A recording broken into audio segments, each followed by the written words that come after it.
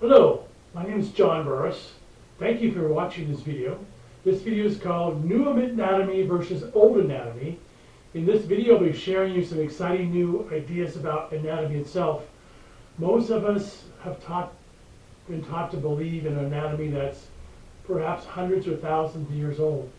And most people have not updated their anatomy, including medical professionals. So in this video, I'll be sharing with you some new ideas and showing you the contrast between new anatomy and old anatomy, and showing you how new anatomy is such a better place to be in this new age we live in. And I'll be taking you through some of the ideas that don't work in anatomy and showing you some better ways to lead your life.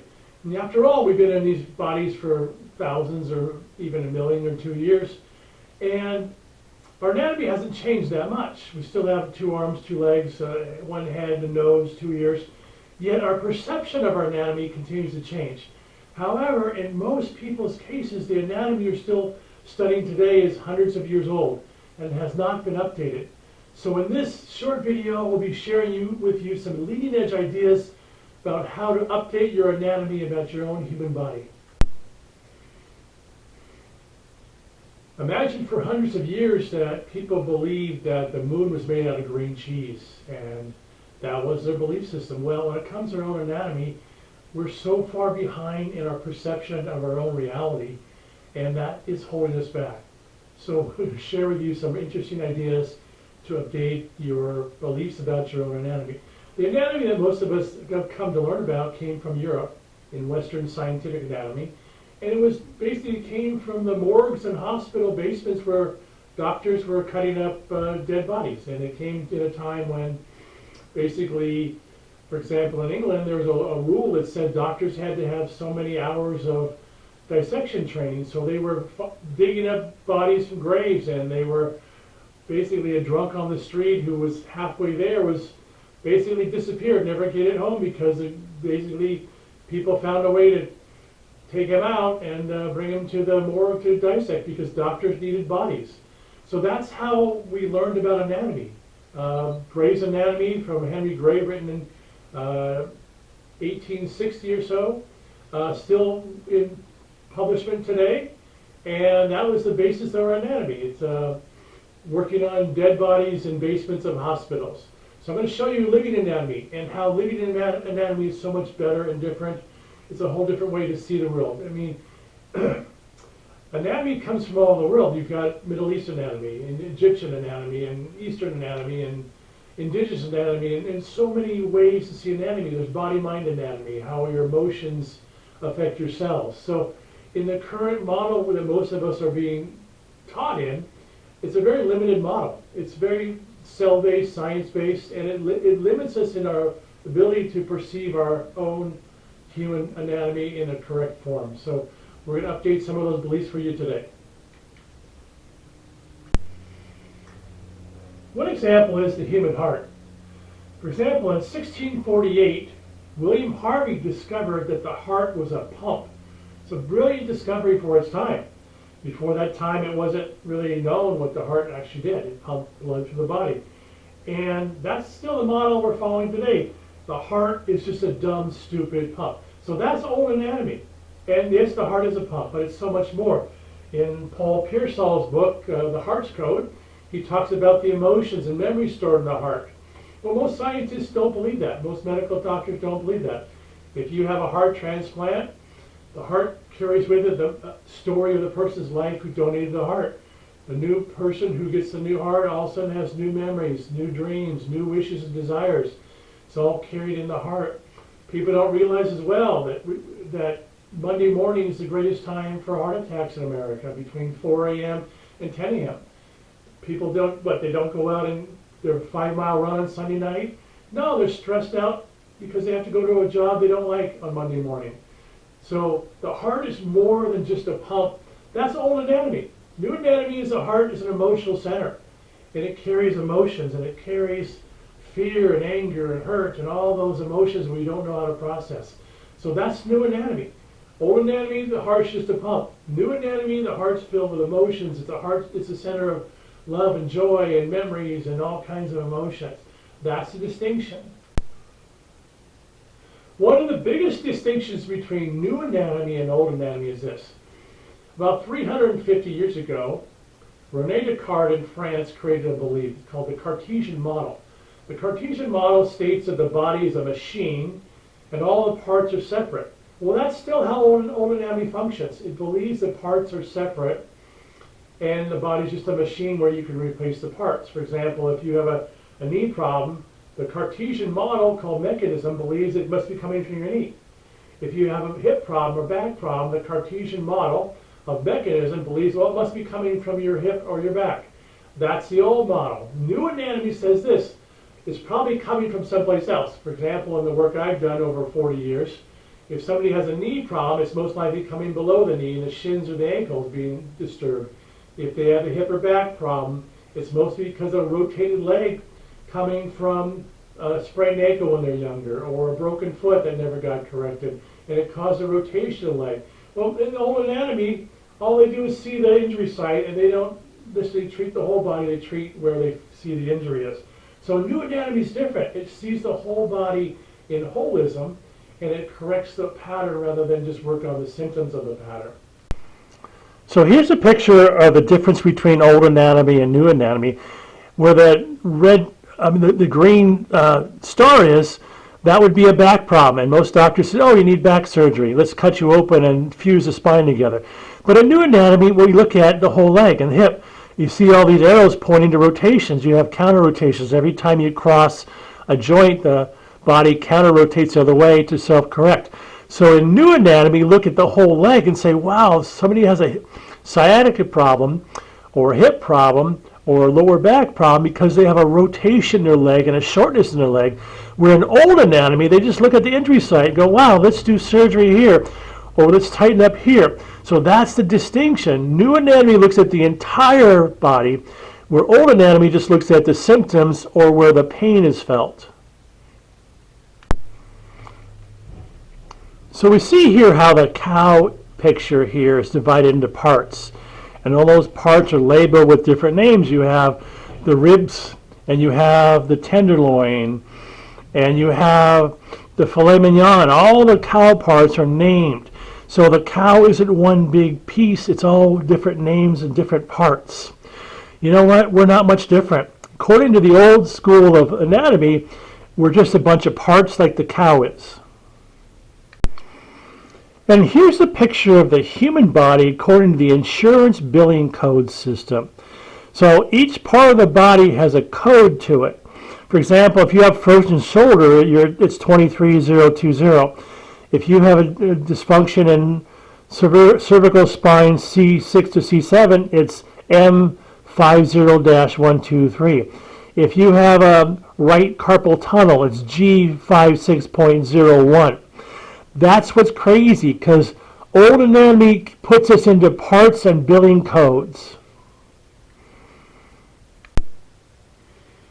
So this is how crazy it is. If I'm going to work with a patient under the insurance billing system of the old anatomy, if somebody has carpal tunnel, I'm only allowed to work from the elbow down because that's the insurance billing code number. Where my experience tells me you might have to work above the elbow into the shoulder neck. Most often people with carpal tunnel have neck issues, shoulder issues, wrist issues. But under the old anatomy model, under the insurance billing system, for example, if a patient has a problem, they go to their doctor, the doctor gives them a prescription, they go to physical therapy or a massage therapist. Working on the old anatomy model, they're only allowed to work where the code is. They're not allowed to work on other areas, which is absolutely crazy. If someone has a frozen shoulder, under the prescription old anatomy model, you're only allowed to work here. Well, I find you have to work here and here and here and all the way through the body to get the answers. But old anatomy just focuses on the one spot, and the old anatomy insurance billing system says we're numbered parts, and the therapist is only allowed to work on that one part. New anatomy is different. It looks at the whole picture. I'll show you a picture of how that works. Here is a new anatomy model. If somebody has a headache, originating from the left side of your neck. It might be coming from the outside of their shoulder, from the space between your shoulder blades, the rhomboids, or all the way down the lat or into the lower back, or even the left hip, because the fascia tissue is all connected. Somebody could have a neck or shoulder problem because their hip is off. Well, in old anatomy, they don't see it that way. In new anatomy, we do. We see the parts are all connected, and you have to follow the impact zone, I call it. It's like a paintball splatter where everything got splattered out in an injury. So if this person fell off a motorcycle and landed on their back and side, this might be the injury impact. Well, in old anatomy, you're only allowed to work on one area at a time because that's the insurance billing codes. So in new anatomy, we look at and follow the lines of impact and how the fascia gets translated all the way through the body. So new anatomy is very different than old anatomy. So back to the old anatomy concept of separation, the mechanistic approach. In the mechanistic approach is the arms are not part of the body. They're separate dangling entities like this picture shows. So it shows you that your arms are separate and whatever happens in your arms doesn't affect your neck and shoulders. That's old anatomy thinking. New anatomy is quite different. If you were a swimmer under the new anatomy philosophy, your whole arm, shoulder, hand would be propelling you through the water. In old anatomy, only your hands and sometimes your shoulders propelling you, but in new anatomy, your chest, your back, your shoulder, and your arms are all connected because the fascia doesn't stop at your armpits. It's all connected. So in new anatomy, everything is connected, and if you were a swimmer, you'd be swimming with your whole upper body, not just your arms. There's a very big distinction in a long-term practitioner of fitness and a long-term practitioner of yoga. The fitness person will be hard, stiff, tight, and dried out. Their fascia will be glued together. They probably can't bend down and touch their toes. Their shoulders are frozen.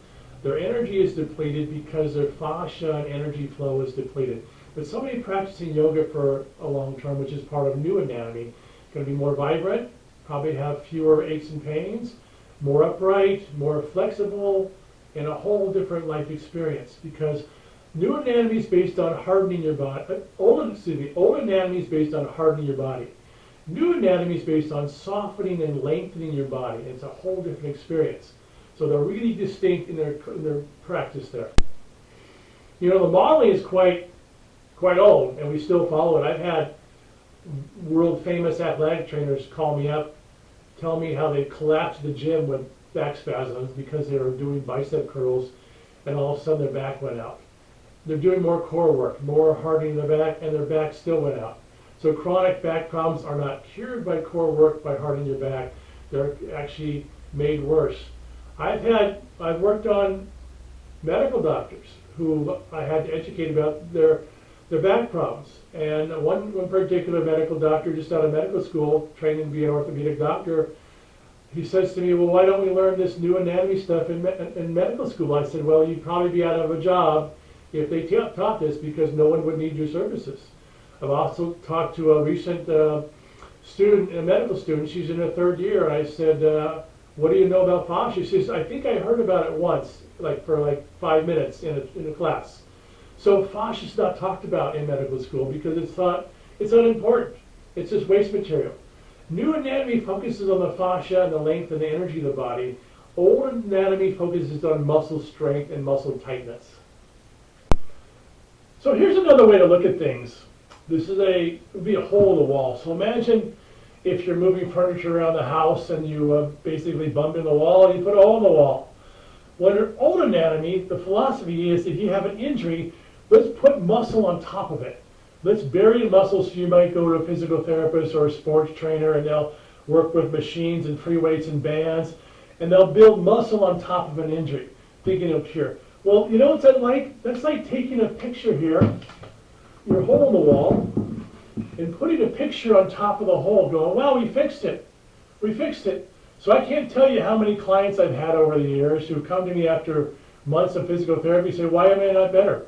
And I ask them, what do they do? They said, well, we were on weight machines and bands for 3 or 4 months. Because they buried your injury, they didn't take care of it. So most of the old model concept is compensation, it's not cure. They put muscle on top of the injuries, thinking they're going to go away. Where in new anatomy, we actually correct the problem and go into it. I'll show you the difference here.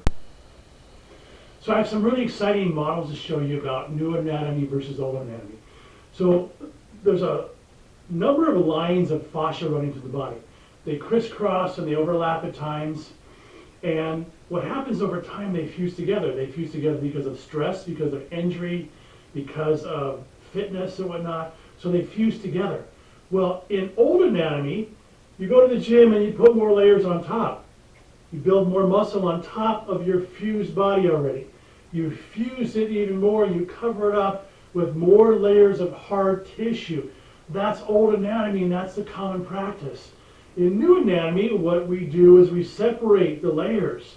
For example, a long-term yoga practitioner is separating the layers of hard glued together fascia. Seeing a massage therapist or a body worker who does fascia body work, you start to separate the layers so you're unwinding the body. So the fitness model based on old anatomy is about hardening and burying the body under more layers. The new anatomy model is about peeling away the layers and undoing them and unwrapping them. That's the distinction in our anatomy models. So another way to see the body is this. Old anatomy teaches us that your spine holds you up. So that's where you come from the concept of harden your core and tighten your back muscles and whatnot. The problem is your spine does not hold you up. That's a hundreds of year old model of thinking. It's like the dinosaurs in anatomy. But that's currently what's taught. Strengthen your core, harden your lower abdominal muscles to protect your back. That's a false model. That's a lie. Your spine does not hold you up. So in other words, here's how the body is seen. Here's the current model on old anatomy. Your spine needs to be held up by hard tissue. That's not how the body works. New anatomy teaches us something different. Your spine is actually a tensegrity model. We're held up by tension called tensegrity. It's the lines of fascia that are pulling in all directions that are holding you upright. It's not the hard muscle tissue. It's not your spine. It's not your bones. Your bones do not hold you up. For example, this model, the skeleton model here, is based on gravity and buildings. Buildings are built with pillars and gravity. How many buildings you see walking around? None, because they can't move. However, the tensegrity model moves. It's flexible. It moves around. It's vibrant. It's alive. So old anatomy teaches us that we're a column that needs to be hardened and tied down. New anatomy teaches us we're a tensegrity model. It's a tension holding us up in the fascia tissue, and the fascia needs to be lengthened and balanced. That's the main distinction in new anatomy versus old anatomy. Another way to see it is this. If you have a back problem, for example, most people focus on the back. For example, I just heard a very famous golfer had his 6th back surgery. They fused the spine. Well, your spine isn't causing the problem. It's the fascia and twisted here and there that pulls the spine down and compresses the vertebrae. It's the fascia on the outside that's glued to the bones causing the problem. Old anatomy focuses just on the bones. That's why it's hundreds of years old. New anatomy looks at why are the bones moving out of place to begin with, because the fascia is too tight alongside and perhaps the whole leg is too tight and twisted. That's the main distinction between new anatomy and old anatomy. So here's a picture of old anatomy. Old anatomy teaches that we're a series of blocks in a column that all have to be strengthened and hardened. This is a war model. This is based on warriors and war, hardening your body, shortening your body, and deadening your body. So the old anatomy model teaches us we're a series of blocks or columns that need to be hardened and tightened and locked down. New anatomy is quite different. It teaches us we're lines of tension through the fascia network that need to be lengthened and balanced, stretched and opened up. Now you can still get your strength and your toning, but the primary principle of new anatomy is length and balance and tone. quite different than the old anatomy model. So there's quite a big distinction here. And here's a contrast in the two philosophies. Old anatomy is about hardening, tightening. It's a war body. It's about pillars and columns. New anatomy is about lengthening and balancing and toning. And it's a complete different opposite in intention. Where in the old model of hardening, you're going to be stuck with injuries that get buried. In the new model, you're going to be unraveling the injuries that are stuck and create a new vibrant life, a new vibrant body. So here's another way to see the distinction between old anatomy and new anatomy. Here's a wetsuit.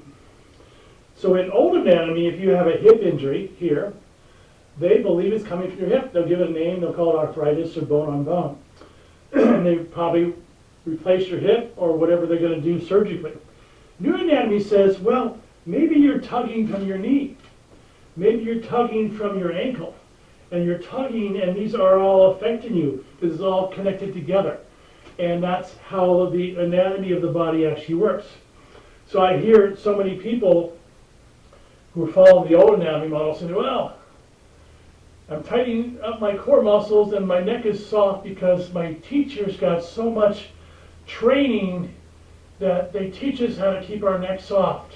And they've got hundreds of hours of training in my Pilates class or my fitness class, and so we learn techniques. Well, that's impossible, because if you pull on one end of a chain link fence, the other end's going to be tugged on as well. You cannot tighten up your core and not affect your neck. So that's a myth as well. And here we can see how the fascia bands go from the pubic bone all the way up to the neck and the jaw. It's the same fascia tissue. If you're strengthening your lower abdominal muscles, the lower part of the body, called the core for most people, you're going to be tightening up the upper chest into the neck. It's impossible because it's physics. It's all tissue connected. So it doesn't matter how much training your Pilates teacher has or your fitness trainer has. If you shorten the front of the body, you'll be tightening up your neck as well. It's all physics. And here's another example of a mechanistic model. If you have a pain in the back of your neck and shoulder here, under the old anatomy model, you're going to say, well, let's just focus there. And that's not necessarily where it's coming from. What I find is most people who have a pain in their trapezius, upper neck, also have a tight chest or tight arm, coming from the green parts here. So it causes the shoulder to roll forward. Well, old anatomy only looks at the injury site. It doesn't look at the cause of it, which is coming from here. So old anatomy only focuses on where you feel pain. New anatomy focuses on the entire area and looks at it holistically and not just where you feel the pain. Old anatomy focuses mostly on the physical structure of the body. It deals with cells and nerves and muscle tissue and ligaments and tendons, and it's very physically dominated. New anatomy takes it much deeper. It works on, for example, emotions. Most people with injuries have an emotional component. For example, if you're in a car accident and you have a whiplash and it's a horrible experience, most people are stuck in fight or flight, or PTSD, post-traumatic stress syndrome. And that could last for years or decades, and it's stuck in your nervous system because your body still feels like the accident's happening. So in new anatomy, we focus is not just on the physical body, but the emotional body as well. And sometimes the best releases in the body are the emotional releases. When I work on, for example, a client's neck, and all of a sudden tears and sobbing, or when I work on upper shoulder or chest, and the sobbing of grief comes out, and the body all of a sudden relaxes and comes to a new neutral place. So new anatomy focuses on much more than just the physical.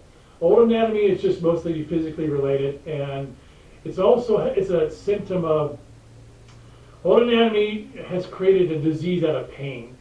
It's called pain management. New anatomy doesn't look at it that way. Pain is only a messenger.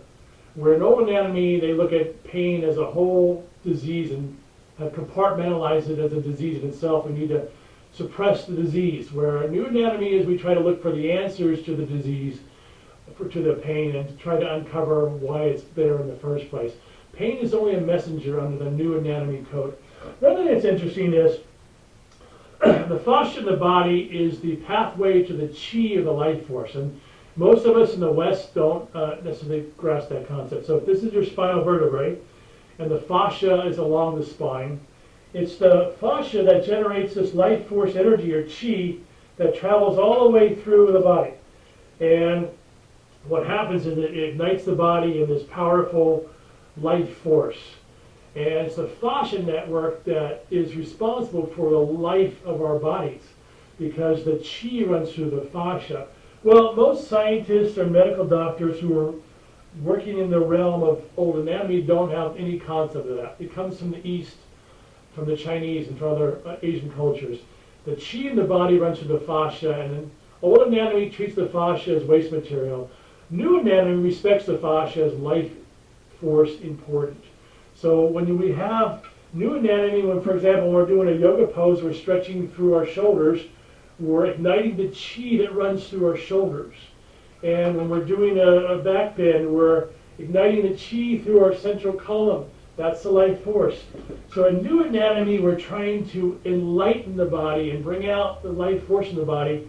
Old anatomy tends to deaden the body, to create a series of hard, dense tissues that literally limit your life force.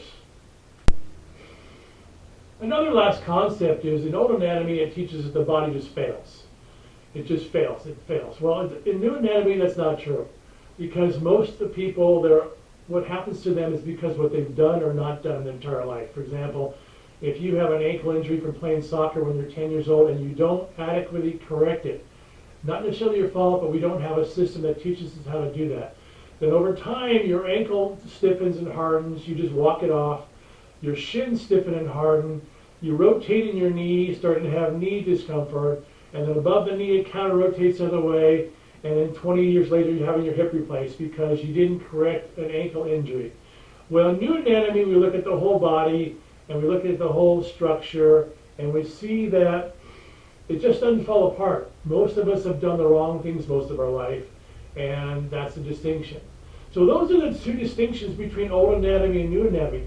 Old anatomy is hundreds of years old, and it causes perhaps more problems than it solves.